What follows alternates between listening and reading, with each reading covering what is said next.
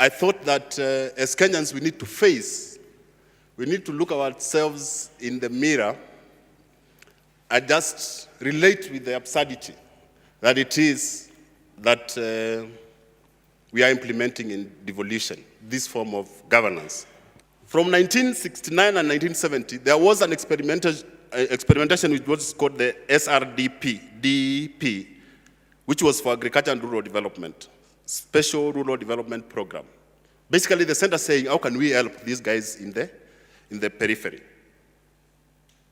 And this was actualized in 1983 in September when Moi introduced what he calls the District Focus for Rural Development in 1973.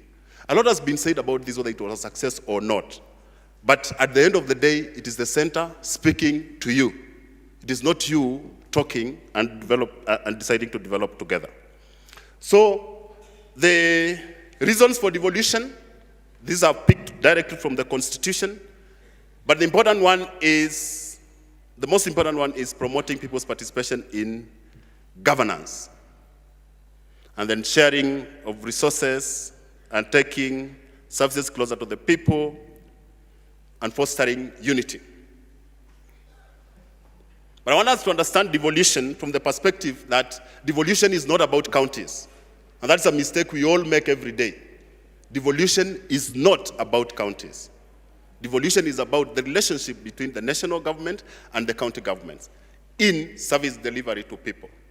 If the national government and the county government are quarreling about who will get what money in health to do what for people, the person who is dying is the mother in the village, all right? That is what devolution is about, how and service delivery.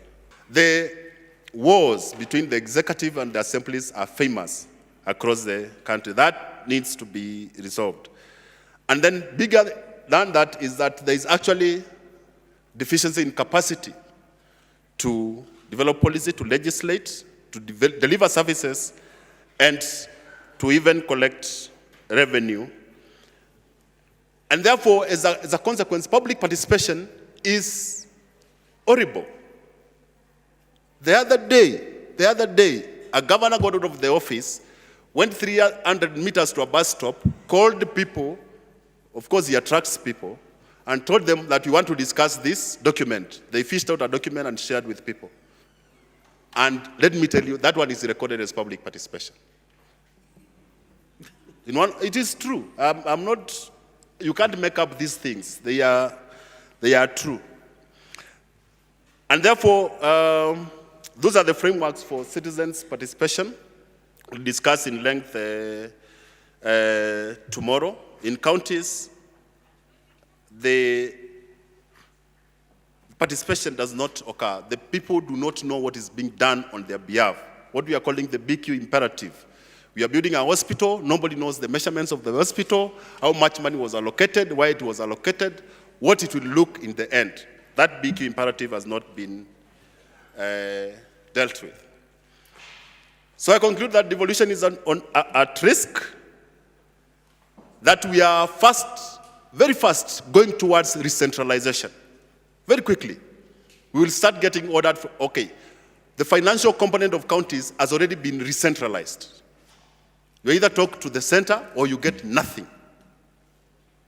The problem is there is weakness of misuse of resources on the other end, so they don't have the moral authority to fight for it. So somebody has to fight for it. And then the issues coming up, issues like the census. You've had the census coming up.